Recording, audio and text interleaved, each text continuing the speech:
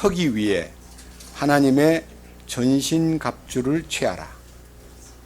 그런즉 서서 진리로 너희 허리를 동여매고 의의 흉갑을 입으며 화평의 복음을 예비한 것으로 너희 발에 신을 신고. 15절 말씀까지 말씀을 읽었습니다. 잠깐 다시 기도드리겠습니다. 주님, 진심으로 감사드립니다. 오늘 다시 에베소서에 기록된 거룩한 말씀을 우리가 단순한 지식으로 알고 단순한 이해를 통해서 넘어가지 않고 우리 안에 깨달음을 통해서 주님의 그 거룩한 말씀의 신비를 삶 속에 적용하고 누리고 기쁘게 이 말씀을 그 능력을 나타내는 우리가 되도록 인도하여 주시옵소서. 주님의 거룩하신 뜻이 하늘에서 이루어진 것 같이 이 땅에서도 우리를 통해서 그 뜻이 영광스럽게 이루어지기를 간구합니다. 주님의 도우심으로 이 거룩한 말씀이 열리기 원하고 우리 가운데 이 말씀을 통해서 놀라운 주님의 말씀의 살아계심과 말씀의 운동력과 말씀의 비상한 역사를 우리 가운데 나타내 주시옵소서. 우리 주 예수 그리스도의 이름으로 기도드렸습니다. 아멘. 네, 오늘 읽은 이 에베소서 6장 15절을 중심으로 해서 화평의 복음을 예비한 것으로 너희 발에 신을 신고, 이 말씀을 중심으로 오늘 에베소서 41번째 강좌에 들어가겠습니다. 이 하나님의 전신갑주에서 첫 번째는 진리의 허리띠가 나왔고 두 번째는 의의 흉갑을 함께 말씀을 나누었는데, 오늘은 간단하게 말하면 복음의 신에 대한 얘기입니다. 복음의 신. 근데 이 복음의 신이라는 것이 마치 이 무장 중에서 무슨 군화를 신으라는 뜻인가 봐. 군화. 군대로 말하면 워카를 신으라고 하는 말씀인가 봐 하고 느낄 수가 있습니다.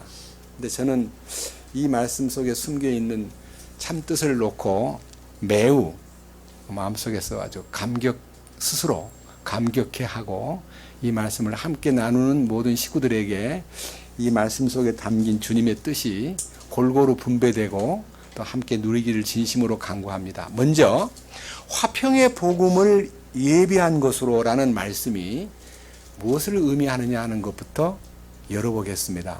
여기서 말하는 화평의 복음이라는 말은 더 쉬운 말로 말하면 평화의 복음이라는 뜻입니다. 화평이라는 말은 peace라고 되어 있는 원문에서 그냥 화평, 평안, 평강 많은 단어가 있지만은 근본적으로는 평화를 얘기하는 것입니다. 이 평화의 복음이 예비한 것으로 발에 신을 신고 그랬기 때문에 이 평화의 복음에 대한 내용을 말씀에서 한번 찾아보겠습니다. 여러분, 하나님 자신이 평화의 왕이십니다.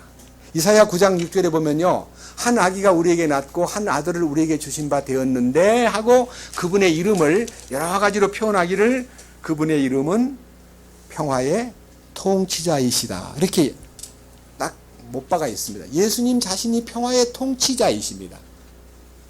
그리고 히브리서 7장 1절에 멜기세덱에 대한 얘기를 쭉 꺼내면서 그분이야말로 의의 왕이요 살렘 왕이요 평화의 왕이라 이렇게 말씀했습니다. 예수님이 평화의 왕이십니다. 그런데 여러분들은 평화에 대한 개념을, 평화라는 말은 반드시 뒤에는 전쟁이 숨어 있습니다. 전쟁 중엔 평화가 없습니다. 전쟁이 끝나야만 평화가 있습니다. 그런데 우리가 분명히 십자가를 통해서 이 어떤 인류를 향한 엄청난 전쟁이 십자가에서 끝났다는 것을 분명히 느끼는데, 그 끝남이 나에게도 해당되는가 하는 것입니다. 성경 하나 보겠습니다. 에베소서 2장입니다. 바로 앞으로 넘기셔가지고 에베소서 2장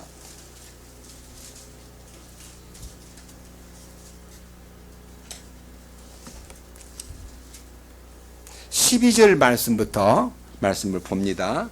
그때 너희는 그리스도 밖에 있었고 이스라엘 연방국가 밖에 있던 외인들이며 약속의 언약들에서 분리된 낯선 자요 세상에서 소망도 없고 하나님 밖에 있던 자들이었으나 한때 멀리 떨어져 있던 너희가 이제는 그리스도 예수님 안에서 그리스도의 피로 가까워졌느니라. 예수님이 흘린 피값 때문에 전부 다 소망도 없고 하나님과 관계도 없고 하나님 보시기에는 아무런 분깃이 없는 이 불쌍한 이방인들이 예수 그리스도의 피로 가까워졌다라고 하는 그 가까워짐에 대한 얘기가 어디에 가까워졌다는 거냐? 의문을 가져야 됩니다. 14절. 그분은 우리의 화평이시니라. 여기서 말하는 그분은 우리의 평화이시니라. 그러니까요, 평화의 왕께서 이 땅에 오셔가지고 평화를 이루기 위해서 전쟁을 끝낸 거예요. 십자가에서. 그래서 그분께서 둘을 하나로 만드사 우리 사이에 중간 분리벽을 허무시고, 이 지상에서 가장 큰 장벽이 있다면 선택받은 유대인과 선택 못 받은 이방인과의 관계가 아주 섞일 수 없는 관계라는 것을 주님이 아시고 유대인과 이방인 사이의 관계를 허물어 버렸다 그럽니다. 이 관계가 허물어진 것은 마치 베를린 장벽이 무너진 것과도 같고 우리가 희망하는 38선이 무너지기를 바라는 마음과도 같습니다. 장벽이 무너져 버린 거예요. 그 다음 보세요. 15절.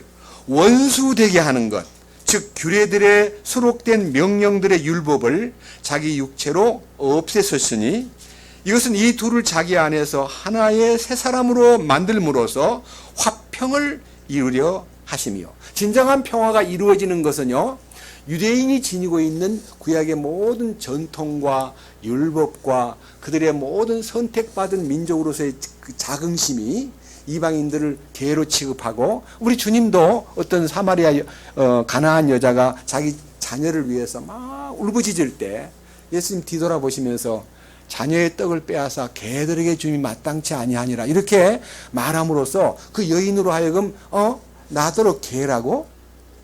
너무 인격이 모독되는 말을 들었을 때 화가 남직도 한데, 이 여인은 맞습니다. 저는 자녀의 떡을 빼앗아 달라는 것이 아니라 부스러기라도 먹고 싶다는 뜻입니다. 개들도 주인의 상에서 떨어지는 부스러기를 먹지 않습니까? 라고 말함으로써 나는 개의 올시다. 그러나 나는 자녀의 떡을 달라는 게 아니라 먹던 부스럭지라도 주시면 고맙겠습니다. 이렇게 겸허하게 자기가 개라는 것을 받아들였을 때에 네 믿음이 크도다 하시면서 그에게 소원을 다 들어주셨습니다. 그러니까 유대인과 이방인 사이의 장벽은요 엄청나게 컸는데 우리 주님이 이 둘을 자기 안에서 하나의 새 사람을 만들기 위해서라고 하는 이 새 사람이 진정한 에클레시아 교회입니다. 그래서 지금 세상에 어떤 인종이든 백인종이든 흑인종이든 황인종이든 아니면 유대인이든 이방인이든 어떤 사람도 예수님 안으로만 들어오면 그 예수 안에서 새 사람이 된다는 것입니다. 이 새 사람이 된다는 것은요 시스템을 얘기하는 거 아닙니다. 완전히 인격이 변화돼 가지고 새 사람됨에 대해서 전혀 인종차별을 한다든지 아니면 뭔가 빈부의 차이를 느낀다든지 유무식의 갈등을 느낀다든지 남녀의 차이를 느낀다든지 아니면 노유의 차이를 느낀다든지 이런 인간관계에서 유유상종하던 그 삶이 정리가 되면서 예수님 안에서 한 새 사람이 된다는 것은 예수님의 인격 안에 하나가 된다. 머리 대신 주 예수님 안에서 한 몸이 된다. 그런 뜻입니다. 그 다음 밑에 봅니다. 16절. 또 십자가로 그 원수되게 하는 것을 죽이사, 여기서요 십자가의 죽음의 의미가 적용되는 것을 요구합니다. 십자가에서 예수님 돌아가셨습니다. 그런데 그 십자가에서 예수님 돌아가신 것만으로는 충분치 않습니다. 왜냐? 한 새 사람 안에 들어가려면 내가 죽어야 됩니다. 내가 죽는 것은 내가 스스로 나를 죽이는 것이 아닙니다. 우리는 저도 잘못된 과거의 기도 가운데 부끄러운 고백을 하나 하겠습니다.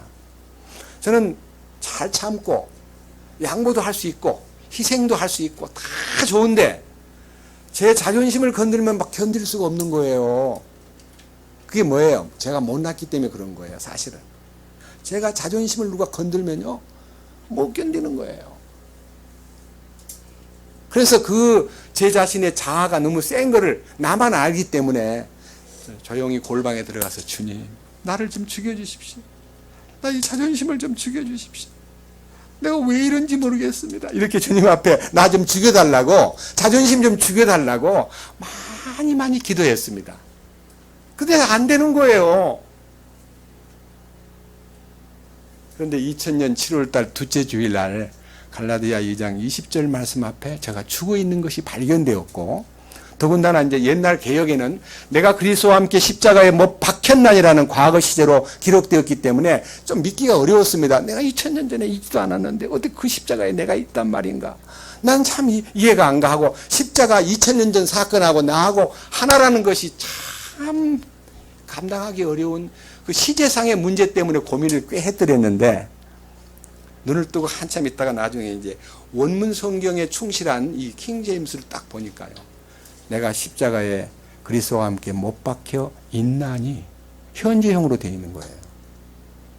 못 박혀 있으나 그럼에도 불구하고 내가 사노라. 그러나 내가 사는 것이 아니라 그리스도께서 내 안에 사시느니라. 이 말씀이 딱 열리면서 지금 요 16절 말씀 가만히 보세요. 또 십자가로 그 원수되게 하는 것을 죽이사. 이 죽이사라는 말은요, 유대인과 이방인 사이의 갈등, 빈부의 갈등, 아니면 뭐 유무식의 갈등, 아니면 뭐 지방색의 갈등, 아니면 뭐 상하 간의 갈등, 부부 간의 갈등, 갈등이 많잖아요. 안 되는 거. 잘 안 섞이고 잘 조화가 안 되는 갈등이 무수하게 많은데, 그 갈등이요, 속에서 싹 녹아버리는 거예요. 그것이 죽은 거예요. 갈등이 죽어버린 거예요. 그게 뭐가 되는 거예요? 친히 십자가로 이 둘을 어떻게 된 거예요? 한 몸으로 하나님과 화해하게 하려 하심이라. 여기에서요, 제가 이번에 성경을 읽다가 아주 크게 눈을 뜬 것이 화해라는 단어입니다. 화평이라는 단어, 평화라는 단어는 너무 흔해 있는 흔한 단어지만요, 화해라는 단어 때문에요, 제가 많은 시간을 이 성경에 이 화해에 대해서 좀 더 좀 생각해 봐야겠다 해가지고 막 사전을 다 뒤지면서 기도했습니다. 주님, 요 화해에 대해서 좀 알려주십시오. 화해가 주는 의미를 좀 배우게 해주십시오 해서 이 화해라는 단어에 대해서 매우 감격했습니다. 화해. 이 화해라는 단어가요, 굉장한 의미를 지니고 있습니다. 이 화해라는 단어는요, 헬라어로 아포카탈라소입니다. 아포카탈라소. 문장이 좀 깁니다. 이유는 뭐냐면요, 이 아포카탈라소라는 단어는요, 동사형으로는요, reconcile, 화해케 하다, 일치시키다, 그 다음에 융합시키다, 조화시키다, 복귀시키다, 귀의시키다, 회개한 사람을 하나님께로 이끌다, 그런 뜻입니다. 화해라는 것은요, 이 화해라는 단어를 생각하다가 누가복음 15장이 딱 살아나는 거예요. 너무너무 놀랐습니다. 누가복음 15장이 살아나는 거예요, 제한테. 그 얘기 좀 이따 하고요. 이 화해라는 단어의 명사형은요, reconciliation. 이 reconciliation이라는 단어가요, 그냥 이 명사형으로서 화해됨, 다시 말하면요, 이렇게 기록되어 있습니다. 사전을 찾아보니까 제가 사전을 유심히 봤습니다. 첫째요, 이 reconciliation이라는 단어는 화해한 자를, 회개한 자를 하나님께 귀의시키다, 회개한 자를 교회 안으로 복귀시키다, 이런 뜻이에요. 제가 딱 그 사람이거든요. 제가 회개를 죄사함 받은 거 하나로만 끝낸 줄 알았는데, 우리 이런 얘기 과거에 했잖아요. 회개는 일생에 한 번밖에 안 한다. 그리고 우리는 자백만 하면 된다 해가지고 죄 지을 때마다 자백하는 것으로 우리 신앙을 유지하는 줄 알았는데, 화해되기 위해서는 회개가 필요합니다. 자, 그래서요, 제가 누가복음 15장에 있는 얘기를 성경을 펼쳐서 얘기하려면 시간이 걸리니까요. 누가복음 15장에 세 가지 비유가 있는데, 첫째, 길 잃은 100마리 양 중에서 길 잃은 한 마리 양, 양 얘기가 있고, 두 번째는 10개의 드라크마가 있는데 한 개의 드라크마를 잃어버린 드라크마. 그러니까 잃어버린 한 드라크마. 이게 은전입니다.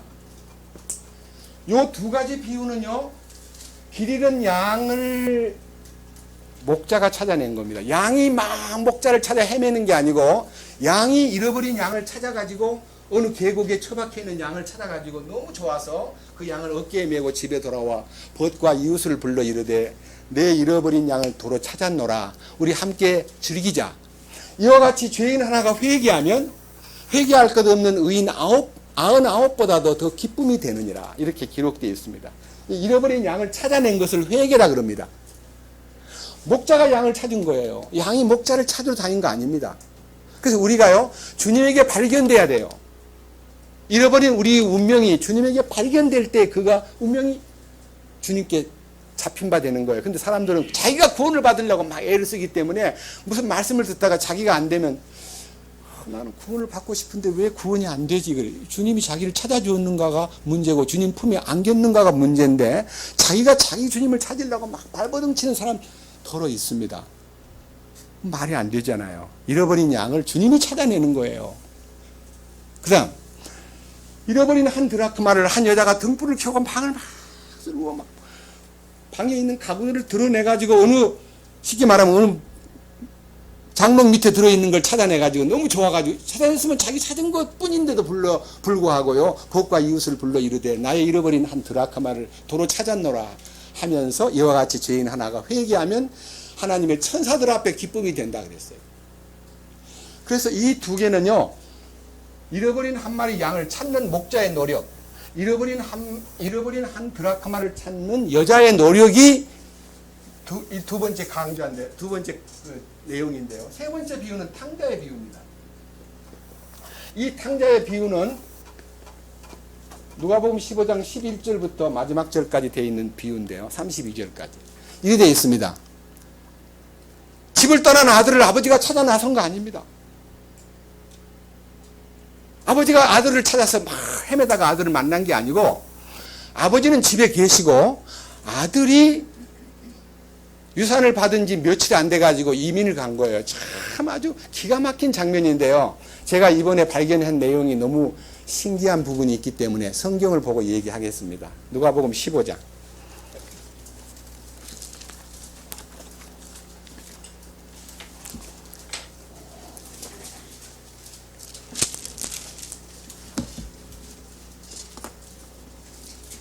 (11절입니다)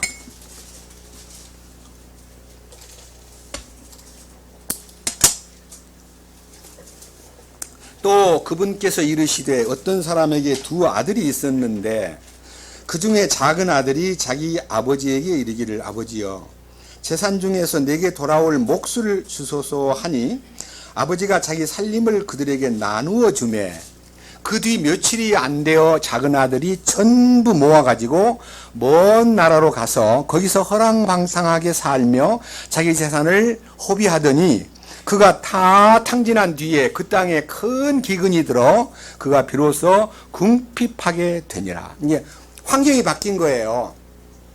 그리고 가족을 데리고 이민을 간 게 아니라 혼자 돈을 싸가지고 먼 나라로 이민을 갔습니다. 이게 무슨 뜻입니까?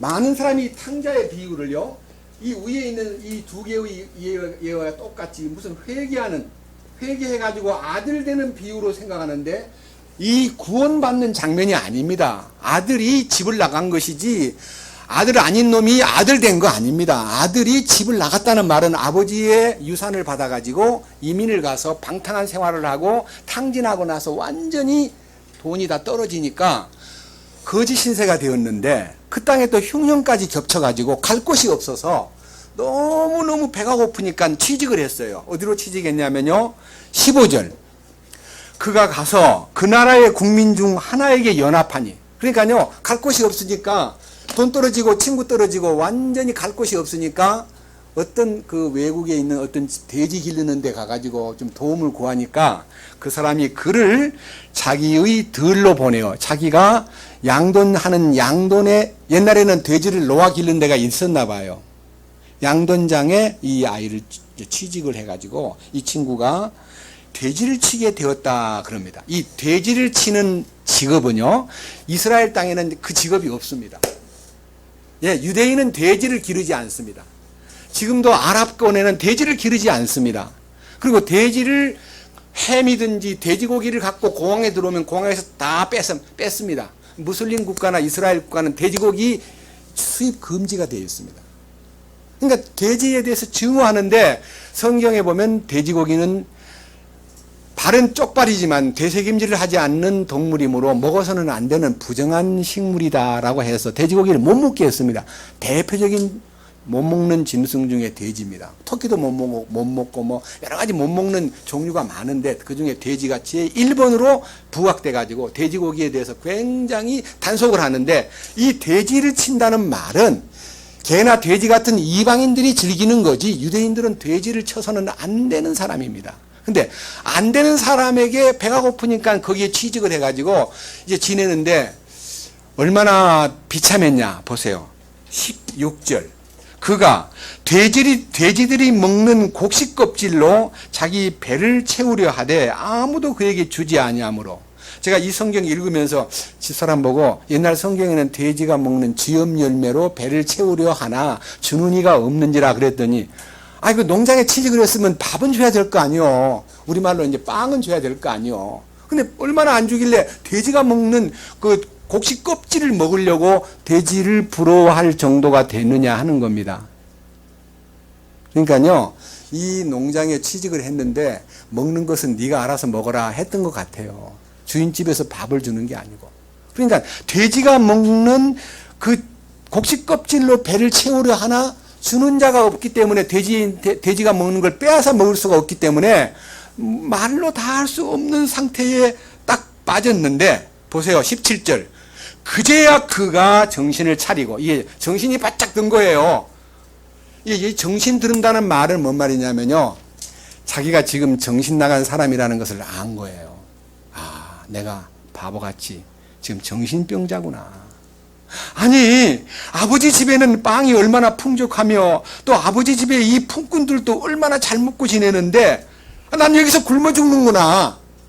야, 내가 우리 아버지 집을 모르고 지냈구나. 내가 이 바보 같은 이 돼지 지는 양돈장에서 돼지가 먹는 걸 부러워할 정도로 내가 굶어 죽게 됐다. 아니다. 우리 아버지 집에는 품꾼들도 나보다는 더 잘 산다. 그러니까 내가 이렇게 여기서 고생할 게 아니라 내가 내 아버지 집으로 돌아가 가지고 아버지의 아들로서 복귀는 어렵고 내가 아버지 집에 취직을 해서 배라도 굶어 죽지 않을 수 있도록 먹을 것을 채워야 되겠다. 그런 마음이 들어가지고, 자, 이제 이렇게 말합니다. 18절. 내가 일어나 내 아버지에게로 가서 그분께 이르기를, 아버지, 내가 하늘을 대적하여 죄를 짓고 아버지 앞에 죄를 지었사오니. 무슨 죄를 지었을까요? 여러분, 이 집을 나간 탕자가 무슨 죄를 지었을까요? 제일 큰 죄는 독립이에요, 독립. 우리 신앙생활에서 가장 큰 죄는 독립하는 겁니다. 독립이 뭐예요? 심한 독립은요, 내가 개인으로 하나님 믿겠다. 교회 나가보니 막 시끄럽고, 막 부딪힐 일도 많고, 꼴 보기 싫은 사람도 많고, 내 많이 꼰 사람도 많고, 내 빗대 먹은 놈도 그냥 뻔뻔하게 교회 나와 기도하고 있고, 나 그런 사람 꼴 보기 싫어. 나 죄 짓지 않으려면 나 집에서 믿을래. 해서 집에서 예수 믿는 사람이 있습니다. 그리고요, 꼴 보기 싫어가지고 이민 가는 분도 꽤 있습니다. 그게 독립이에요. 독립이 뭡니까? 주님의 다스림 안에 사는 것이 신앙생활인데 다스림을 벗어나 버리는 겁니다. 내가 받은 유산을 아버지가 늘 이렇게 어떻게 하는가 보자고 아들이 하는 것을 지켜볼 아버지의 시선 안에 있으면 간섭받고 꾸지람 들을 수 있고, 아버지가 야, 너 어떻게 그렇게 사니? 너 요새 뭐 하고 있니? 하고 꾸지람 들을까 봐 멀리 소위 말하는 아버지 시선 바깥으로 나가가지고 자행자지, 자왕 노릇을 하고 산 겁니다. 그러다 보니까 있는 거 가지고 막 기분 풀고 먹고 마시고, 성경의 다른 구절을 보면 허랑방탕하면서 돈을 탕진했습니다. 그래 완전히 돈이 떨어지니까 술 친구도 떨어지고 세상 친구들 다 간다 온다 말도 없이 사라져 버리고, 제가 알고 있는 상당히 성실한 어떤 형제님이 부도가 났는데 친구한테 전화를 거니까 벌써 친구는 전화를 바꿨더랍니다. 왜? 전화 걸면 입장 나한지 하니까 친구가 전화번호까지 바꿨다는 걸 알고는 이 부도난 내 운명을 내가 개척해야지 사람의 도움을 받아서는 안 되겠구나 하고 아주 자기 말 맞다나 일을 갈았답니다. 어떻게 해서 복구는 아직 다는 못했지만요, 사람이 어려움을 당할 때 친구들은 다 사라져 버립니다. 그런데 여기에 내가 하늘을 대적하여 죄를 짓고, 그러니까요 하나님 보시기에도 부끄럽고 우리 아버지한테도 내가 죄를 지은 놈이고 유산을 다 날려보냈으니까 나는 정말 이제는 도저히 아들이라고 나는 자격이 없다. 여기 19절, 더 이상 아버지의 아들이라 불릴 자격이 없나이다.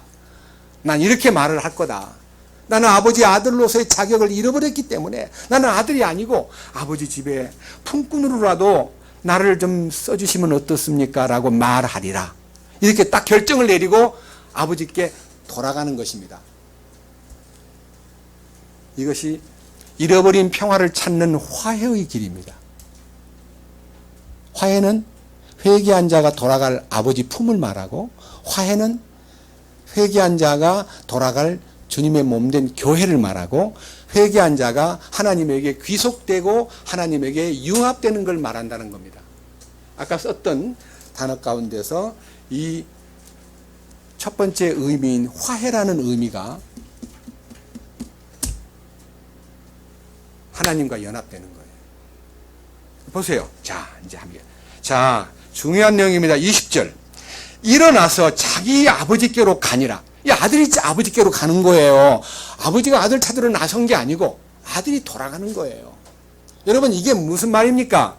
우리 신앙생활에서요, 하나님이 우리를 찾아준 바 된 이 놀라운 은혜에 대해서는요, 선물 받은 거요, 하나님의 놀라운 은혜로 우리가 구원받았기 때문에 내가 할 말이 없습니다. 너무 감사하게 나를 찾아주셨으니까.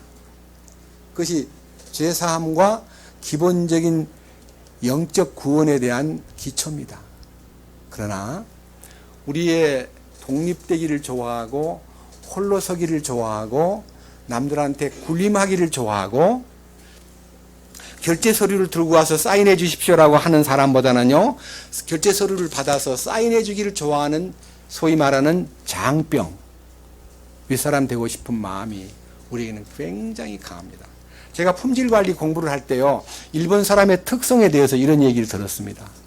이 직업에 대해서 굉장한 소신이 있기 때문에 그들은 30년, 40년, 50년 죽을 때까지 우동 장사를 해가지고 전통을 딱 세워놓고 아들한테다 그 장사를 연결시켜주는 가업이 있는데, 어떤 심한 경우에는 어떤 대기업에 운전하던 아저씨가, 운전사가 평생토록 이 회장님을 모시고 지내다가 그 회장님의 아들한테다가 이제 소위 기업을 물려주었는데, 이 운전하는 아저씨도 아들 보고, 아들아, 네가 아버지 대를 이어서 그 주인 차를 모시면 어떡하냐, 이렇게 물었다는 거 아닙니까? 그래서 그 아들이 아버지 말씀을 듣고 가업을 받아 모시겠습니다 해서 이 운전대를 아들이 그 아들 기업주의 아들의 운전대를 지었다는 거 아닙니까? 우리 한국 사람은 한 사람도 그런 사람이 없습니다. 아들아, 나는 운전대를 지었지만 너는 운전대를 지면 안 된다. 너는 사장이 돼야 된다. 너는 장이 돼야 된다. 너는 출세를 해야 된다. 나처럼 살아서는 안 된다 해서 너무 자기 직업에 대해서 긍지가 없고 운전하는 것이 부끄럽게 느끼는 사람이 있습니다. 여러분, 풍신수길 얘기를 저는 들었습니다. 풍신수길이란 도요토미 히데요시 맞죠? 그 양반이 몸쪽 노릇을 할 때 그 위에 누군지는 잘 모르겠습니다. 그 주인이, 그 장군이요, 이 회의가 있어서 어디 가다가 딱 방에 들어갈 때 그는 그의 도요토미 히데요시가요, 일본 신발은 요와 비슷합니다. 계단이니까 계단. 그는 가슴에다가 신발을 2개 딱 품고 주인 나올 때까지 기다리고 있다가 주인이 딱 나오면 품에서 신발을 딱 꺼내서 그랬다는 거예요. 그 어릴 때의 그 충성심이 그를 그렇게 만들었다는 글을 본 적이 있습니다. 우리는 하나님께 얼마만큼 충성하고자 하는 마음이 있느냐가 화해의 길입니다. 하나님과의 관계가 화해되는 건데요. 자, 보세요. 21절에 아들이 아버지한테 이렇게 말합니다. 아버지, 내가 하늘을 대적하여 죄를 짓고 아버지 눈앞에서 죄를 지었습니다. 더 이상 아버지의 아들이라 불릴 자격이 없습니다. 나는 아버지 아들로 돌아온 게 아닙니다. 나는 아버지 집에 품꾼으로 취직하려고 왔습니다. 이렇게 아버지한테 얘기하는데 아버지는 아무런 대꾸도 안 하고 22절에서 종들을 불러 이르되 가장 좋은 옷을 가져다가 입히고, 이게 의의 옷입니다. 아버지가 그렇게 엉망진창이 된 말로 다 못할 거지를 그냥 거지 옷을 벗기고 옷을 입힌 게 아니잖아요. 먼저 목욕시키고 옷을 입힌 과정은 세부적으로 설명 안 했을 뿐이지, 가장 좋은 옷을 입히고, 두 번째, 그의 손에다가 반지를 끼우고, 반지라는 말은요, 상속자라는 표시고, 여러분, 로마의 주다 벤허를 이렇게 보시면요, 벤허가 장군을 하나 건져가지고 그 아들, 양아들이 돼서 로마에 승전을 하고 큰 아주 양자 입양을 했을 때 너무너무 어머니와 누이가 보고 싶어서 좀 다녀오겠다고 해가지고 유대 땅에 돌아와가지고 친구 메셀라 앞에서요, 내가 누군가를 보여준다고 화판에다가 도장을 딱 찍어가지고 딱 보여주는 거예요. 유명한 승전 장군의 아들이라는 것이 딱 보여요. 여러분, 반지라는 것은요, 하나님과의 관계를 얘기합니다. 여러분, 결혼할 때 왜 반지를 선물로 준 줄 아세요? 당신은 내 거야. 나는 당신 거고. 당신과 나는 하나야. 이거를 알리는 것이 반지입니다. 주님과의 관계가 회복된 걸 말합니다. 그다음 마지막 또 하나 얘기. 뭐라 했어요? 발에다가 신을 신기는 거예요. 발에다가 신을 신긴다는 이 얘기가 오늘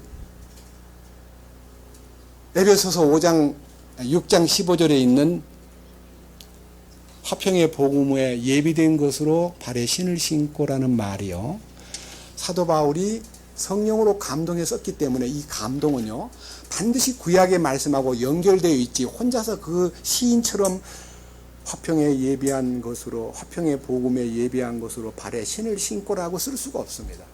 이 말은요, 반드시 차원이 높은 성경하고 연결된 말씀이기 때문에 성경의 세계적인 주석가들은 이사야 52장 7절을 이 말씀에 합당한 말씀으로 적어 놨습니다. 보십시다. 이사야 52장 7절.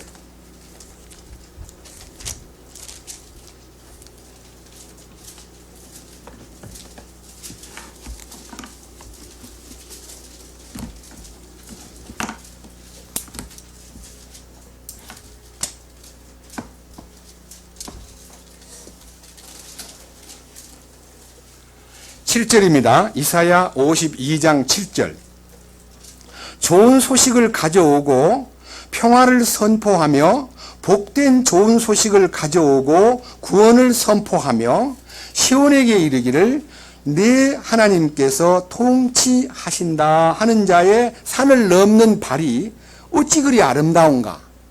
여러분, 이 전반전의 좋은 소식, 두 번에 걸쳐서 후렴처럼 좋은 소식은 평화를 선포하는 것이고 좋은 소식은 구원을 선포하는 것이다. 그러니까 평화와 구원이라는 것은요, 우리가 보편적으로 받는 은혜입니다.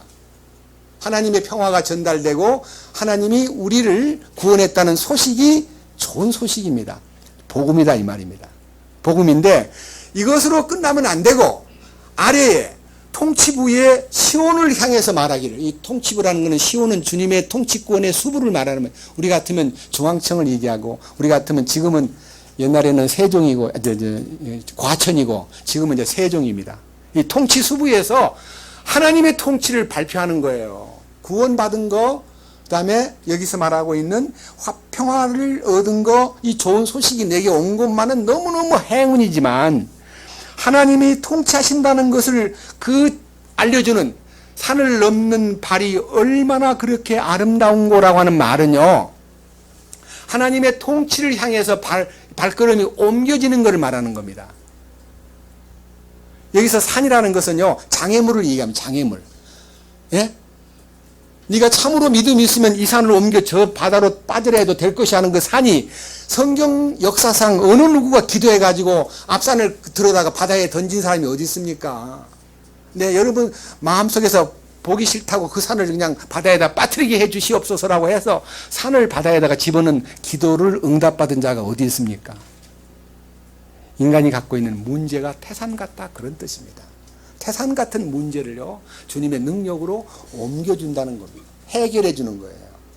이 자녀가 이 집을 나가가지고 방탕한 생활을 하고 정말 죽어 마땅한 놈이고, 내가 정말 아버지 앞에 나가서 아버지라고 부를 자격이 없는 놈인데 아버지한테 가서 내가 용서를 구하리라, 그리고 아버지여 용서해 주시고 다시 자식으로 좀 하게 해 주십시오라고 마음먹고 간 게 아니에요. 아버지 집에 노예로라도 살게 해 주십시오. 나는 자격이 없습니다. 철저하게 자신을 부인하고 아버지 앞에, 그 산을 넘어서 아버지 앞에 또 갔을 때에 그에게 아버지의 통치가 시작된다는 뜻입니다. 보세요.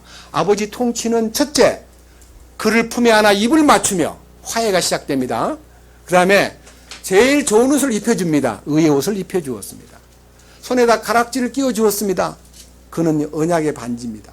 그리고 너에게 화평의 복음에 예비한 것으로 이제는 살아라. 이게 화해의 대사로서 네 생애를 살아야 된다, 이 뜻입니다. 이게 무슨 말이냐? 여러분, 우리가 화해된 것은요, 하나님에게 돌아가고 하나님께 품에 안김으로써 그가 건방을 떨고 막 으스대고 그거 하라고 준 거 아닙니다. 이제 잔치가 벌어져 가지고 음식을 나눠 먹고 있는데 큰형이 눈에 안 보여요. 그런데 상당히 많은 사람들이 왜 시간이 됐는데 그 이 집에 큰아들이 안 오지 하고 두리번 하는데, 하인이 바깥에 떡 나가보니까 저 멀리 큰아들이 떡 서가, 야, 집에 무슨 일이 생겼나? 뭐 갑자기 이 음악 소리가 뭐고 이 잔치 소리가 이게 뭔 소리냐? 말도 마세요. 아주 동생이 돌아왔어요. 그래서 너무너무 아버지가 좋아가지고 잔치를 벌렸는데 송아지를 잡으셨대요. 그러니까 그 형이 막 반갑게 뛰어들어가는 게 아니라, 뭐 어째? 아니 어떤 모습으로 왔더냐? 말도 마요. 거지같이 왔습니다. 그런데 아버지가 굉장히 좋아하시면서 막 웃음을 띄우고 막 금방 이렇게 옷도 입히고 이렇게 막 반지도 끼워주고 이렇게 좋은 신발도 신겨주고 송아지 잡아가지고 막 이웃을 불러다가 잔치하는데, 빨리 들어갑시다 그러니까 나 못 간다 그래. 아버지가 바깥에 나왔습니다. 얘야 들어가자. 아버지 좀 물어봅시다. 나는 아버지 옆에서 지금 평생토록 명령을 어긴 적도 없이 충성되게 살았는데 나한테는 염소라도 한 마리 주어서 친구들하고 재밌게 지내라고 한 적이 없던 아버지께서 창기와 함께 재산을 다 말아버린 저 못된 동생한테 뭐가 예쁘다고 송아지까지 잡으셨습니까? 막 항의를 하는 거예요. 짜증을 내면서. 그때 아버지 대답은 너무 놀랍습니다. 예, 너는 항상 나와 함께 있으며 내 것이 다 네 것이로되, 네 동생은 죽었다가 살아났으면 내가 잃었다가 얻었노라. 죽었다가 살아났다는 말이 뭔 말이에요? 아버지의 다스림 밖으로 나가서 독립하면요, 신앙생활이 살았다는 이름만 갖고 있지 실상은 죽은 자입니다. 오늘날 우리 주변에서 예수 믿는다 그러면서요, 주님의 다스림 안에 살지 않고 자기가 막 발버둥치고 사는 삶은 죽어있는 신앙생활입니다. 근데 주님은 그 죽어있는 사람을 못 본 채 하지 않습니다. 돌아오는 걸 기다려요. 돌아와. 자기가 돌아와야 돼. 자기 입장을 발견해야 돼. 내가 왜 이렇게 살아야 되나? 내가 왜 구원받았던 사람이 이 정도밖에 안 되나? 내가 왜 이렇게 성과를 내고, 내가 이렇게 욕심을 부리고, 내가 이렇게 자주자주 화를 내면서, 내가 이렇게 말이 앞뒤가 안 맞는가? 왜 이렇게 모순된 생활을 해야 되는가? 라고 자기를 들여다보는 자아 발견이 있어야 아버지께로 돌아가면 아버지로부터 어떤 공급이 온다는 걸 알 거 아닙니까? 집안에도 탕자가 있는 거예요. 충성되게 산다 하면서 아버지 앞에 감사하고 만족하지 않고, 우리 아버지는 염소 한 마리도 안 주는 인색한 아버지야. 솔직히 한번 얘기해 보세요. 성경에 아무리 봐도요, 유산을 잘 낳는 아들한테만, 작은 아들한테만 딱 잘라주고 큰 아들은 네 나중에 줄게, 그러지 않았습니다. 둘 다 나누어 주었습니다. 아들은 딱 박아놓고 아버지 남은 거 이제 노리는 거예요. 저거 다 안 준 거 보니까 저거 나중에 나를 줄라나. 야, 그래도 아버지가 돈이 있으니까 충성되게 해야지. 아버지가요, 있는 걸 전부를 다 나눠줬으면 그 아버지 밑에 안 있습니다. 여러분, 우리 심리가요, 부모된 위치에서 아들들한테 돈이 좀 있다고 다 살았을 때 나눠줘 버리면 아버지 집에 돈 없으면 찾아오지도 않습니다. 아버지가 뭐가 좀 있고 간간히 용돈도 좀 주고 뭔가 아버지한테 재산이 남아있는 게 있어야 자꾸 얼굴 보러 오지. 얼굴 보러 아버지 충성하러 온 게 아니고 그 유산을 노리는 하나의 수단으로 오는 거예요. 제 얘기가요, 꾸민 얘기 아닙니다. 대부분입니다. 그래서 어른들 사이에요, 남은 재산 있거든 절대로 살았을 때 다 분배해 주지 말고 죽을 때까지 지키시오. 그래야 아들들이 당신한테 효도한답니다라는 말을 여러 군데서 들은 적이 있습니다. 저는 재산이 없기 때문에 우리 아들들이 재산 보고 저한테 오지는 않지만요, 상당히 많은 이해가 있습니다. 아버지는 이렇게 말합니다. 네 동생은 죽었다가 살았으며 내가 잃었다가 얻었기로 기뻐하는 것이 마땅치 아니하냐. 아버지는 생명을 보았기 때문에 쏟아붓고 아들은 생명을 보지 않고 재산을 보았기 때문에 동생이 미운 거예요. 우리는 사람을 볼 때 돈으로 보면 사람이 전부 다 나한테 상대해서는 안 될 사람, 나한테 다 손에 끼칠 사람으로 봅니다. 그러나 돈으로 보지 않고 그를 생명으로 접했을 때에 그는 소중한 우주보다 귀한 존재입니다. 사람이 만일 온 천하를 얻고도 그 생명을 잃어버리면 무엇을 주고 바꾸겠느냐. 생명이 우주보다 귀하다고 그랬습니다.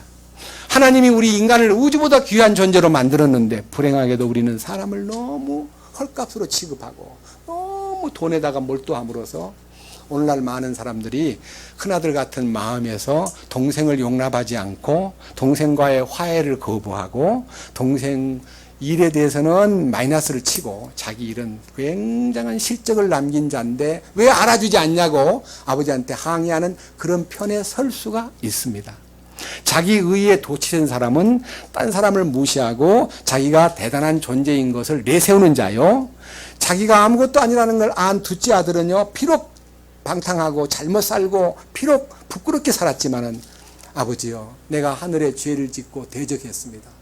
아버지 앞에 정말 부끄러웠습니다. 나는 아버지 아들 된 자격을 잃어버린 자임을 믿습니다. 나는 아버지 집에 품꾼으로라도 써주십시오 라고 그분 앞에 엎드렸을 때에 그에게 화해의 손길이 뻗쳐버린 겁니다. 골로새 1장 봅시다. 골로새서 1장입니다.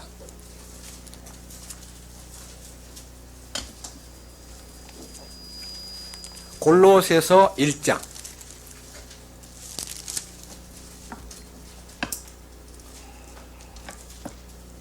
19절입니다. 아버지께서는 그분 안에 모든 충만이 거하는 것을 기뻐하시고 그분의 십자가의 피를 통해 화평을 이루사, 여기서 말하는 십자가의 피를 통해 평화를 성취하셨다는 것이 1차 목표고요.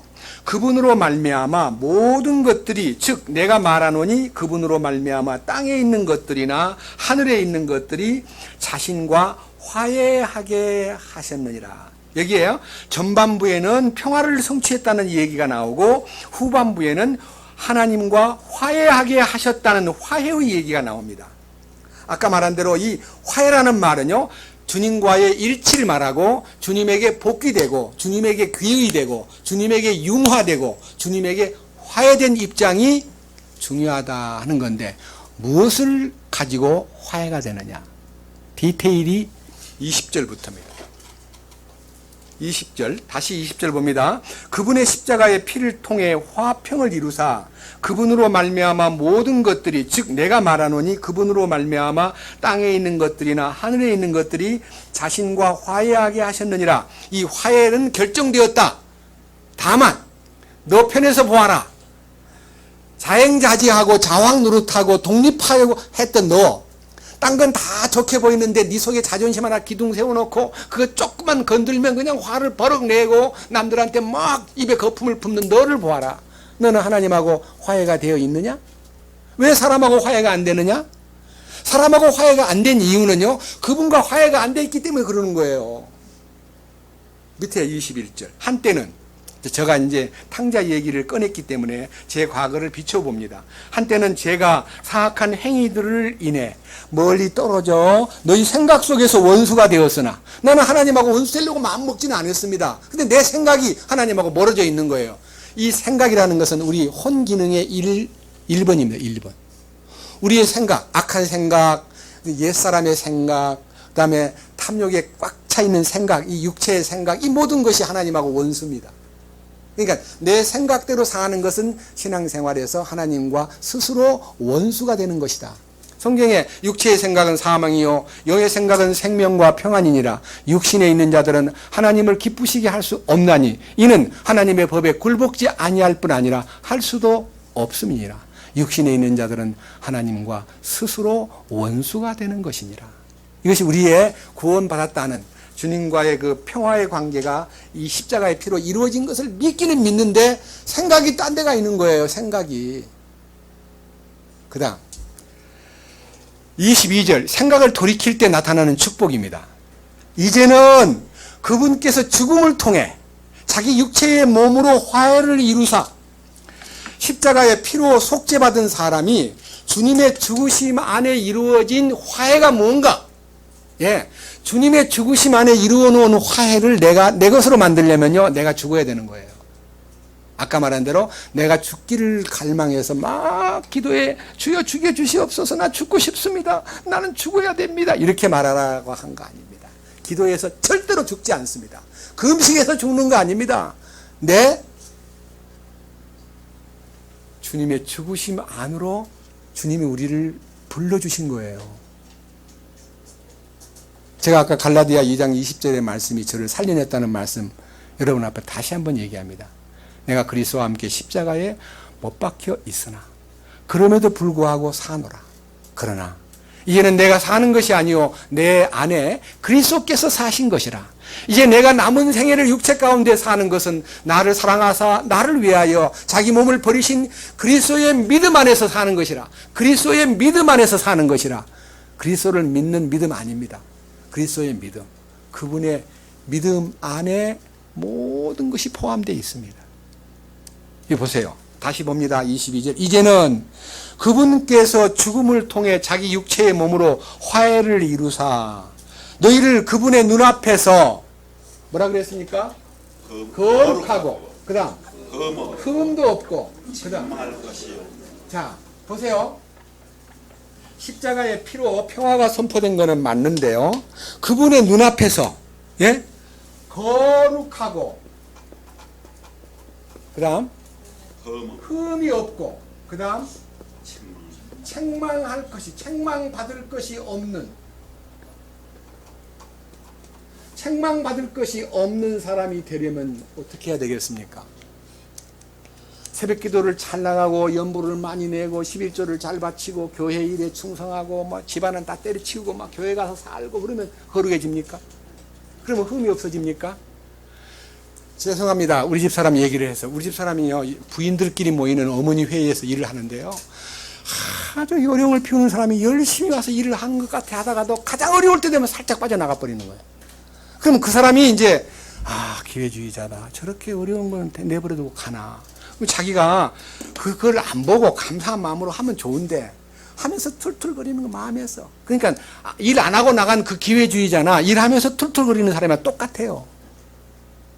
마르다가 부엌에서 막 음식을 장만하는데 마리아가 안 나오고 예수님 턱 밑에 앉아 있습니다.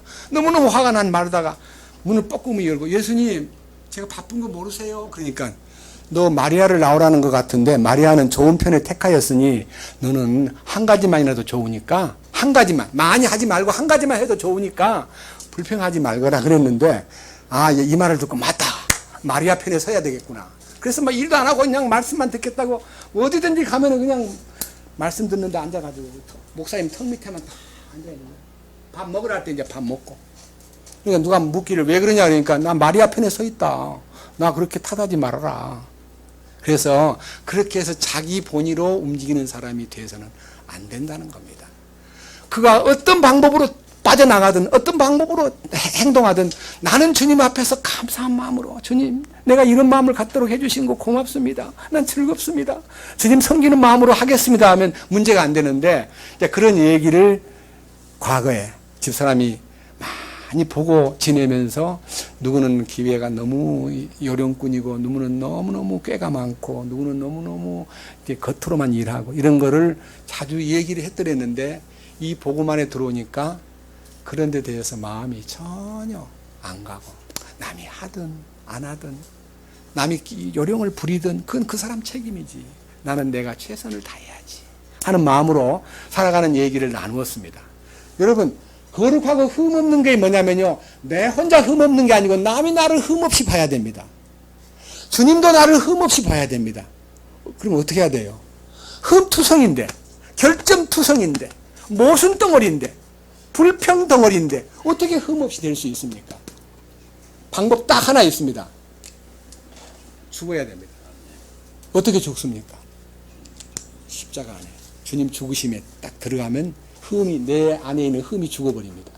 내 안에 있는 거룩하지 못한 부패한 과거가 죽어버립니다.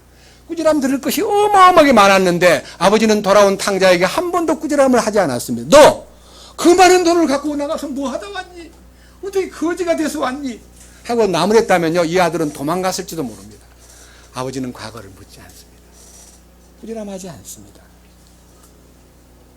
그런데 마지막 22절 답을 한번 보세요.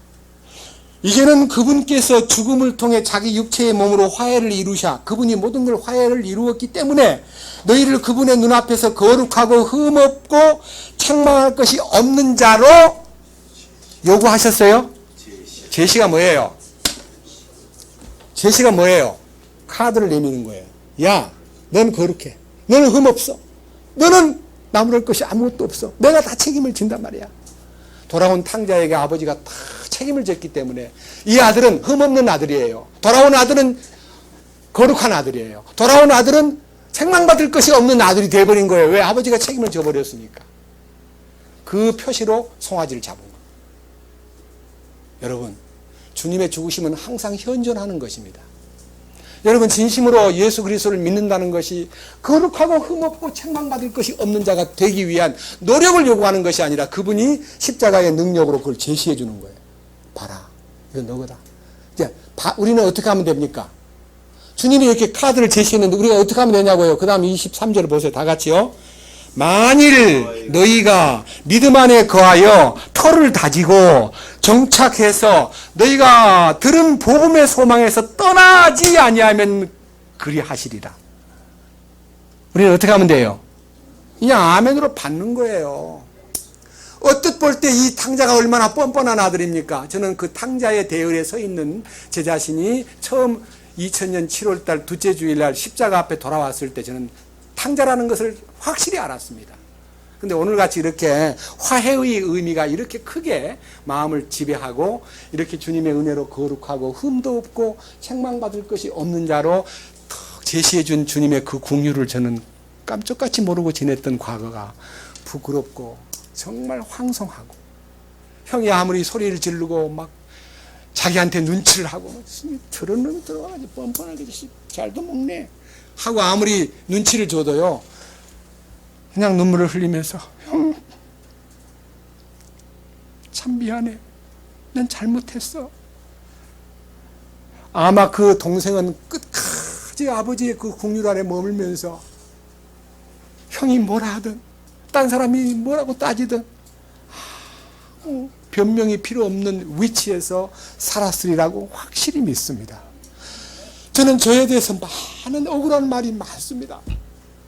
여자 문제가 복잡한 사람이다. 돈을 동생시켜서 수십억을 떼먹은 놈이다. 사무국에서 뭐 5억을 빼는 놈이다.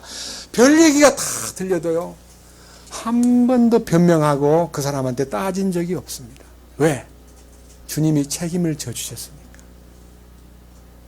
제 과거의 위선과 숨은 자존심 때문에 알랑한 자존심 하나 붙들고 잘난 척했던 그것 때문에 기만하고 살았던 과거를 깨끗하게 화해시켜 주셨기 때문에 제가 주님에게 복속되고 주님에게 귀의되고 주님에게 연합되고 주님에게 일치됨으로써 나는 모든 과거가 완전히 끝나고 주님 제시해 주신 거룩하고 흠도 없고 책망받을 것이 없는 자로 그 앞에 세워주신 것을 믿게 되었습니다. 이 일로 인해서 저는 남은 생애를 이렇게 살기로 결정했습니다. 고린도후서 5장입니다. 고린도후서 5장.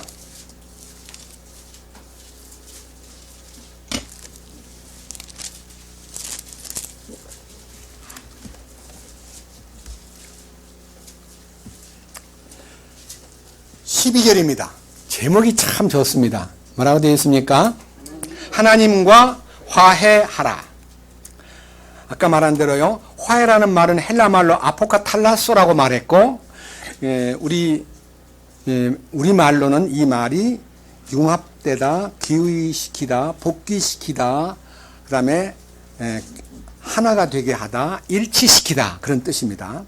그 레컨사일이라는 동사형에서 이 명사형으로 바뀔 때에 그 레컨실리에이션이라는 단어가 얼마나 귀한 단어라는 걸 알고 여러분들이요 사전을 한번 뒤져보시면요 은혜를 받습니다. 저는 꼭 여러분들이 한번 살펴보시기를 바랍니다. 그 뜻입니다. 자, 12절. 우리가 다시 너희에게 우리 자신을 추천하지 아니하고 오히려 우리를 대신하여 자랑할 기회를 너희에게 주노니 이것은 마음으로 자랑하지 아니하고 외모로 자랑하는 자들에게 너희가 무엇인가 대답하게 하려 함이라. 이 말은요, 나는 자랑하고 싶은 게 하나 있다. 너희가 정말 그걸 좀 받아라. 뭘 자랑하는가 좀 받아주면 좋겠다. 그런 뜻입니다. 13절.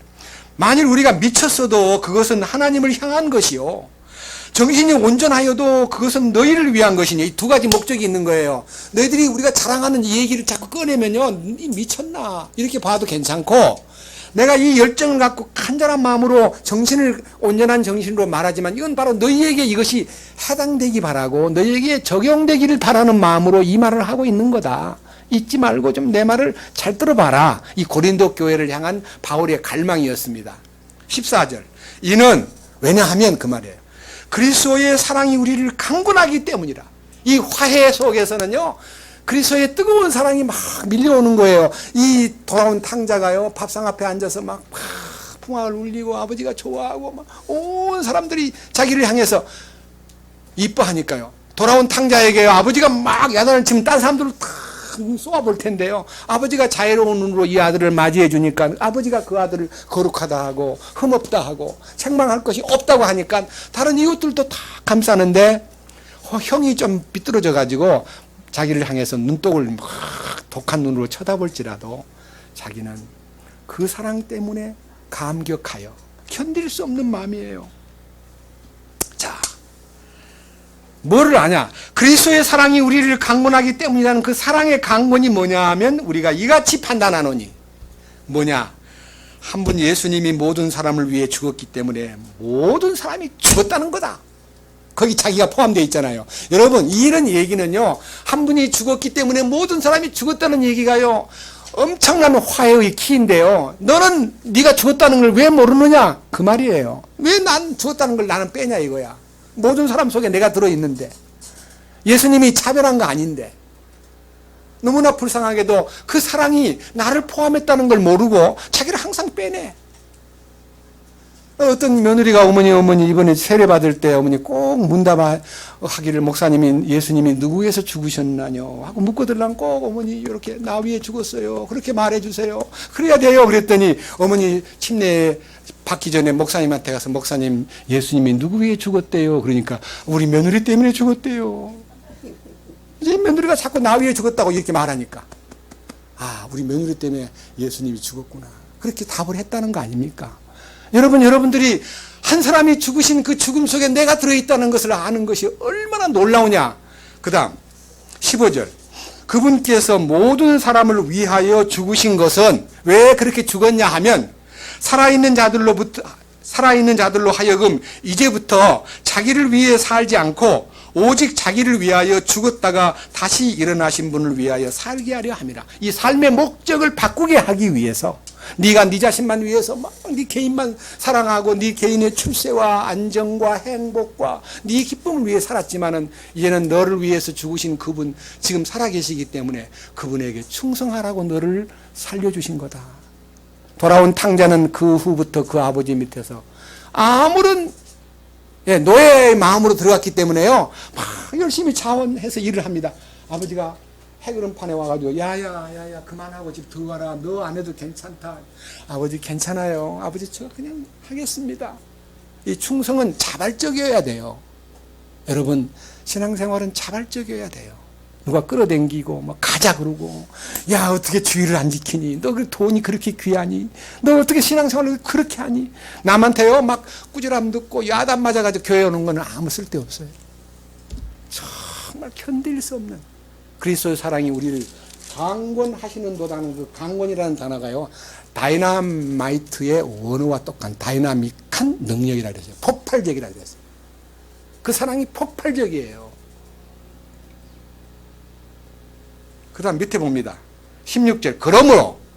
그러므로 이제부터는 우리가 아무도 육신을 따라 알지 아니, 사람을 육신으로 보던 것 다 관점이 바뀌었으니 그 말이에요. 육신적으로 알던 모든 것을 다 내려놓고 나는 참으로 우리가 그리스도도 육신적으로 알았는데 이제부터는 그들을 어떤 사람도 예수님도 그렇게 알지 않겠다. 난 육신적으로 알지 않겠다. 육신적으로 평가하지 않겠다. 눈에 보이는 대로 말하지 않겠다.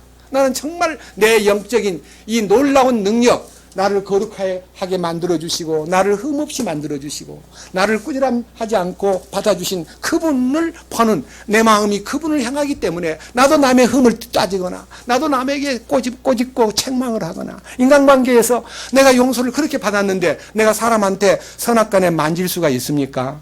저는 선악간에 만져지질 않습니다. 나는 우리 아이들에게도 과거에는 좀 엄한 아버지로 군림하기를 원했습니다. 아버지가 자존심을 세우고 너는 긍지를 가지고 살아라 아주 강하게 밀어붙였는데요. 지금은 전혀 아들들한테 꾸짖거나 너 왜 그렇게 사니? 너 신앙생활 어떻게 그 모양으로 하니? 너 기도도 안 하고 사니? 너 말씀 보니? 이렇게 따지지 않습니다. 기도만 할 뿐입니다. 왜? 17절 때문에. 그런즉 누구든지 그리스도 안에 있으면, 그러니까 주님의 죽으심 안에 들어가서 부활 생명을 소유하면 뭐가 됩니까? 새로운 창조물이 됩니다. 새로운 창조물이 무엇입니까? 네? 다시 봅니다. 하반절. 뭐라 했어요? 옛 것들은 지나갔으니 보라. 뭐가 되었습니까? 모든 것이 새롭게 되었도다. 뭐가? 나의 정신만 아니라 나의 생각만 아니라 나의 모든 것이 새로워졌고 그리스도 안에서 새로운 창조물로 새 출발한 겁니다. 신앙생활은 새 창조물에 속한 생활입니다. 절대로 옛날 것이 동원되고 옛날 것이 내 옆에 와가지고 나를 이렇게 끌어가는 거 아닙니다. 자, 이제 결론을 내리겠습니다. 18절. 또 모든 것이 하나님에게서 나왔으며, 그러니까요, 내게 나타난 이 축복은 모두가 그분으로부터 공급받은 것이며 나는 내 힘으로 한 게 아무것도 없으며 내가 뭘 노력해서 얻은 결과가 아니며, 그 다음 뭐라 그랬어요? 그분께서 예수 그리스도를 통하여 우리에게 자신과 화해하게 하시고, 이게 이제 화해의 결과가 거룩함, 흠없음, 책망할 것이 없음으로 귀결되었기 때문에 그분과 화해가 되고, 그분이 우리한테 뭘 맡겼습니까? 너 화해의 사역을, 예? 화해의 사역을 우리에게 미니스트리를 주신 겁니다. 너 이렇게 살아라. 사역을 어떻게 해요? 주님과 화해된 사람은 사람하고 화해가 저절로 됩니다. 만약에 우리가 이 주님과 화해됐다면서 누구한테 꽁 씻고요, 난 저 자매는 용서 못해, 난 저 형제는 꼴 보기 싫어, 난 저 사람은 안 보고 싶어, 이런 사람이 있다면 주님과 화해가 안 된 사람입니다. 네?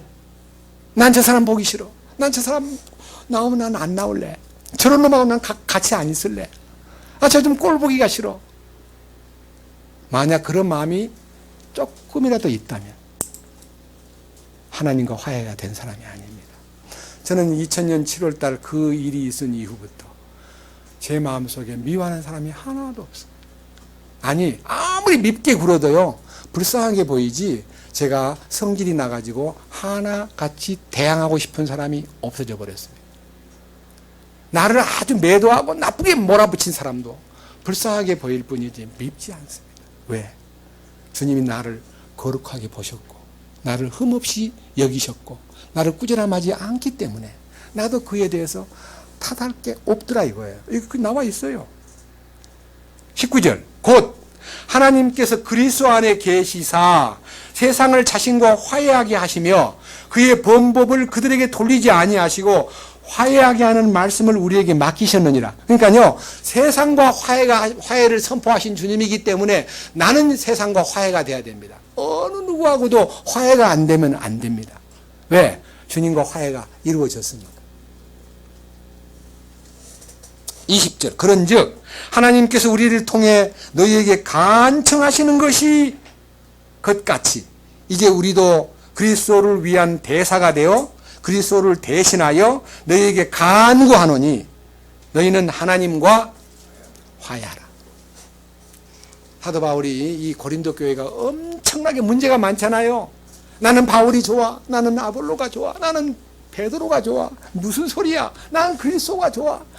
막 분열돼 가지고 싸우고 분쟁이 생기고 아주 심지어는 막 간음까지 하고 고소 사건이 벌어지고 형편없는 교회를 향해서 하나님과 화해되는 것이 해결책이야. 하나님과 화해하라.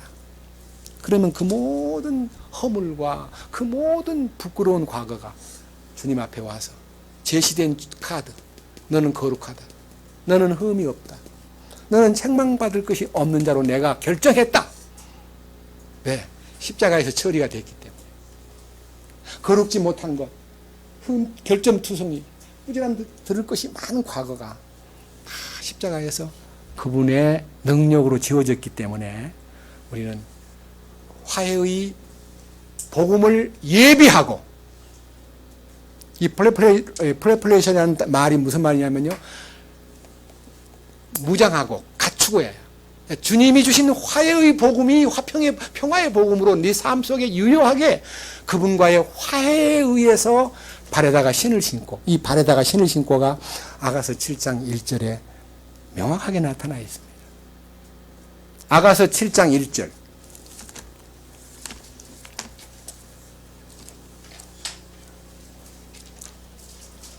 이사야 바로 앞에 아가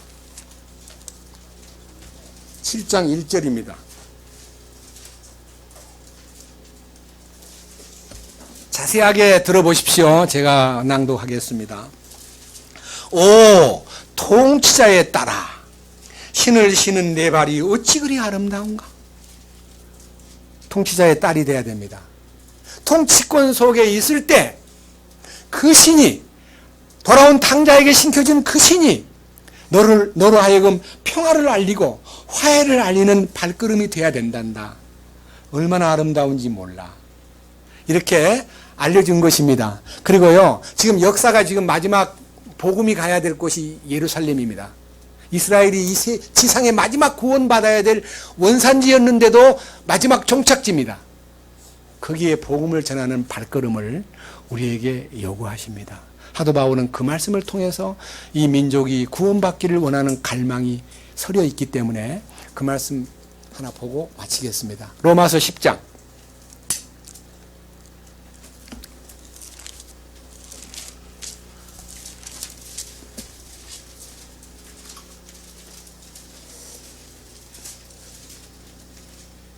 로마서 10장 14절입니다.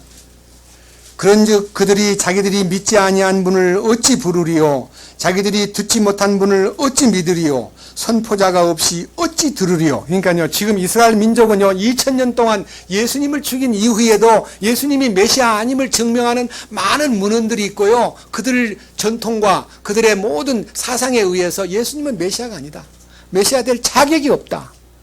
어떻게 갈릴리에 살던 사람이 메시아냐? 말도 안 된다. 어떻게 인간으로 온 그가 메시아냐? 말도 안 된다. 그래서 그들이 제일 싫어하는 성경이 이사야 9장하고 이사야 53장입니다. 예수님이 아기로 온다는 얘기를 그들이 안 믿는데 갑자기 한 아들이 우리에게 나타났고 한 아기가 태어났는데 그 이름이 전능자요, 영존하는 아버지요, 평화의 왕이요. 그러니까요, 그거 읽어가지고 누가 묻기를 이분이 누구십니까? 하고 물어보면 곤란하니까 이사야를 못 읽게 한다는 거 아닙니까? 그가 찔림은 우리의 허물을 인함이요, 그가 상함은 우리의 죄악을 인함이라. 그가 징계를 받음으로 우리가 평화를 누리고 그가 채찍에 맞음으로 우리가 나음을 입었도다. 이 누구 얘기입니까? 물어보면 그 답이 곤란하니까 랍비들이 그 책은 보지 마라, 우리가 이해하기 어려운 책이다. 그 여기 나와 있어요. 그대로 나와 있어요. 밑에 보세요. 16절. 그러나 그들이 다 복음에 순종하지 아니하였나니 이사야가 이르기를 주여 우리가 전한 것을 누가 믿었나이까. 이사야 53장 1절에 우리의 전한 것을 누가 믿었나이까. 그는 주 앞에서 자라나기를 연한 순 같고 마른 땅에서 나온 줄기 같아서 고운 모양도 없고 풍채도 없은즉 우리의 보기에 흠모할 만한 아름다운 것이 없도다. 그러니까 안 믿는 거예요. 안 믿는데, 그러나 이제는 우리가 해야 될 일이 15절부터 우리 민족에게 주어진 중요한 과제 중에 하나라고 불리우는 이 얘기를 오늘 낭독하고 마치겠습니다. 15절. 보내어지지 아니하였으면 그들이 어찌 선포하리요. 그래서요, 누군가가 가서 선포해야 된다. 보냄받은 자가 있어야 선포가 된다. 그 다음에 이것은 기록된 바와 같이, 기록된 약속이 아까 읽었던 이사야 52장 7절의 인용입니다. 화평의 복음을 선포하며 좋은 일들의 반가운 소식을 가져오는 자들의 발이 어찌 그리 아름다운가. 여러분, 선포는 입으로 하지만요, 발걸음이 가야만 됩니다. 우리는 이스라엘 땅으로 가기를 기도해야 됩니다. 우리가 지금 이 땅에서 복음을 전하고 있고, 요 며칠 사이에는 뭐 이북 때문에 우리가 좀 이렇게 불안해하는 마음이 있었지만, 저는 마음속에서 주님은 이 교회 가운데 당신의 권위가 있고 말씀이 있는 곳에 전면전이 나거나 복잡해지지 않는다. 절대로 주님이 그를 통제한다. 막는 자가 계시니까. 저는 그거 믿고요, 잠 잘 잤고요, 뭐 뉴스도 별로 안 들었습니다. 여러분, 불안해하지 마십시오. 복음 안에 있다면 우리는 사명을 불태워야 됩니다. 이 화해의 복음을 주님 앞에서 경험을 했으면 이걸 가지고 우리 이웃으로 가야 되고 우리의 마지막 종착점인 이스라엘로 가야 된다는 기도가 있어야 됩니다. 여기 나와 있잖아요. 자, 보세요. 17절. 그런즉 이와 같이 믿음은 들음에 의해 오며 들음은 하나님의 말씀에 의해 오느니라. 여러분들이 지금 이 말씀을요, 단순한 문자로 보고 아유, 말은 맞아, 근데 나는 안 믿어지거든. 이거는요, 불쌍한 문자주의입니다. 근데 여기서 말하는 지금 믿음은 들음에서 나며 들음은 하나님의 말씀에 의해 온다고 하는 그 들음이 하나님 말씀에 의해라고 하는 그 말씀이 레마입니다. 레마. 이 말씀을 하나님의 음성으로 들으면 그것이 내게 적용돼 가지고 거룩하게 되고 흠없이 되고 부끄러울 곳이 없는 자로 그 앞에 당당하게 설 수가 있습니다. 왜? 그분이 결정했기 때문입니다. 그분의 결정에 따르는 거예요. 아니, 뻔뻔하다고요? 아니요. 우리를 무조건 용서해 주셨기 때문입니다. 자, 그 다음 보세요. 18절. 그러나 내가 말하노니 그들이 듣지 못하였느냐. 참으로 들었은즉 그것들의 소리가 온 땅에 퍼졌고 그것들의 말들이 세상 끝까지 이르렀도다 하였느니라. 그렇습니다. 예수님이 얘기가요, 이 지구를 다 돌았습니다. 이제는 모르는 사람이 없습니다. 성경이 없는 나라가 거의 없습니다. 그렇다면 왜 유대인들은 성경을 보지 않습니까? 누군가가 그들에게 가야 됩니다. 밑에 19절. 그러나 내가 말하노니 이스라엘이 알지 못하였느냐. 먼저 모세는 이르기를 내가 백성이 아닌 자들을 시켜 너희의 질투를 일으키며 어리석은 민족을 시켜 너희의 분노를 자아내게 하리라. 여기에 어리석은 민족과 백성이 아닌 자들을 일으켜 가지고 질투가 나게 하고 분노가 나게 만든다 그랬습니다. 여러분, 이스라엘 민족이요, 뭐 때문에 분노합니까? 아니, 여호와 하나님은 우리 하나님인데 니네들 하나님도 없냐? 왜 우리 하나님을 자꾸 니네 하나님이라 그러냐? 저것들 미쳤네. 우리 아버지인데 니들이 뭐가 달랐다고 아버지 그러냐 해서 화가 나 있는 유대인들한테 이제 복음을 들고 가서 우리가 믿는 예수님이 메시아야, 너는 몰랐어? 하고 이제 전해줄 차례가 되었다는 예언입니다. 이 예언이요, 이 성경을 지금 최근에 윤순웅 목사라는 분이 이스라엘에서 25년 동안 선교하던 분이 성경을 읽다가요, 이 로마서 10장 19절 말씀이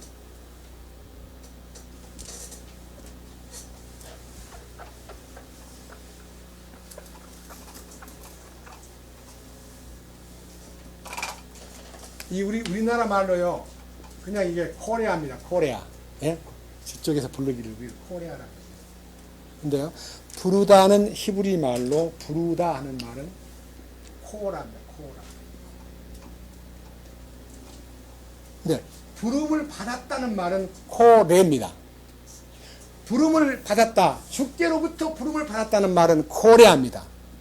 그래가지고 코레아가 이 땅에 민족들이 하나님의 부름을 받아가지고 이스라엘 민족의 복음을 전할 차례가 되었다는 것을 자기는 로마서에서, 이사서에서, 신명기서에서 발견한 얘기를 발표했습니다. 저는 그 말을 들을 때요, 전율을 느꼈습니다. 숫자만 많아가지고 막 교회만 세우려고 그러고 대형 교회 만들고 막 교회가 금권화되고 만문화되는 이 교회를요, 하나의 공통 분모를 만들어서 우리 민족이 사명을 띤 민족으로서 이스라엘을 향해서 가야 될 사명을 느낄 때 이 교회가 복구가 되겠구나, 회복이 되겠구나, 이런 마음이 들면서요, 저는 요새 이스라엘의 평화를 위해서 계속 기도하고 이스라엘의 전도를 위해서 길달라고 기도하고 있습니다. 이사야 하나 보십시다. 이사야 55장입니다.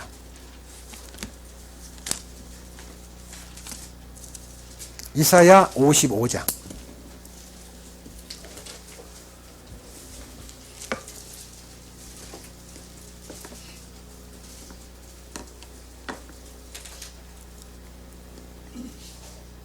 삼절 너희는 귀를 기울이고 내게로 나와 들으라. 그리하면 너희 혼이 살리라.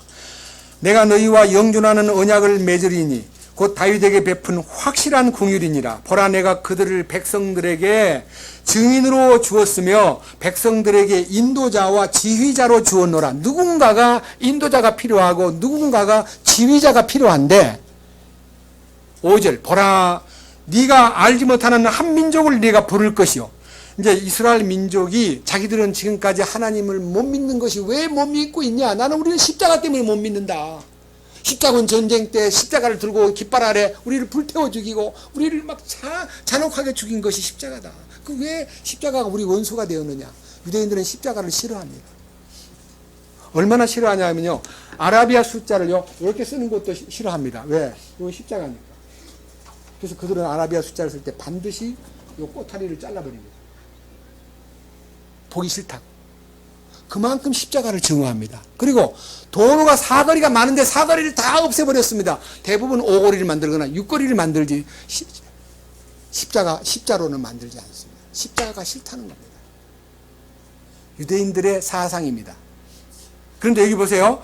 네가 알지 못하는 한 민족을 네가 부를 것이요. 막 자기들이 콜하는 거예요. 주의 하나님 곧 이스라엘의 하나님 거룩하신 이로 인하여 너를 알지 못하던 민족들이 내게로 달려오리니. 이 한 민족이, 부름받은 한 민족이 누구냐? 그래서 아까 코라가 부르다는 뜻이고요, 코레가 부름받은 자라는 뜻이고요, 코레아가, 아는 여호와예요. 야야. 구약에서 야야는 하나님입니다. 하나님이 이 코레아를 불러가지고 이스라엘 땅에 복음을 전하도록 세웠다고 하는 것이 그가 발견한 중요한 로마서 10장 이 얘기인데요. 사람들이 믿거나 말거나가 아니라 그 말을 이스라엘 사람들한테 하면요, 전율을 느낀대요. 너 요거 한번 읽어봐라. 요걸 히브리어 써가지고 요거 뭐냐? 코레아. 그러면 I am Korean. 깜짝 놀란다는 거예요. 뭔 말이냐? 어떻게 이 극동에 있는 한국이 우리 민족하고 관계가 있단 말이냐? 이사야 55장 5절 봤니? 하나님께서 한 민족을 불러내가지고 너희들에게 나타남으로 너희들이 영광스러운 민족으로 나타나리라는 약속이 코리아 속에 약속이 되어 있다는 얘기를 강하게 전함으로써요, 매우, 그래서 그때 6절 너희들은 주를 만날 만한 때가 올 것이다. 너희들은 그분이 가까이 계실 때가 올 것이다. 그때 그분을 찾고 그분을 불러라. 너희가 그분을 부를 때에는 자기 생각을 버리고 자기 길을 버리고 주께로 돌아오면 된다. 긍휼을 베푸실 주님의 계획이 서 있다. 용서하실 주님의 사랑이 계획되어 있다는 것을 말하면서 우리 한국 사람이 가능하면요, 선교의 마지막 종착지인 이스라엘을 향해서 기도해야 될 필요가 있다는 점을 강조합니다. 주님을 찬양합니다. 주님 감사합니다. 오늘은 화평의 복음을 실은 신을 예비하여 그 발에 우리가 함께 실려서 통치자의 딸로서 합당한 신부의 반열에서 이 복음을 맡은 자로 이 땅에 우리의 존재의 의미를 더 세워주시옵소서. 우리는 그동안 자기를 세우기 위해서 자존심을 앞세웠지만 우리는 이제는 자존심을 다 내려놓고 주님을 세우는 일, 그리고 다른 사람을 세우는 일에 우리 자신들을 쏟고 살기를 원합니다. 주님 주신 그 십자가의 효능이 속죄만 아니라 우리를 거룩하고 흠이 없고 책망할 것이 없는 자로 결정해 주신 이 놀라운 신비를 우리가 소유하고 우리들도 사람들과 화해되고 용서하고 품고 사람들을 다 인정하는 주님 초월자가 되도록 이끌어 주시옵소서. 우리 주 예수 그리스도의 이름으로 기도드렸습니다. 아멘.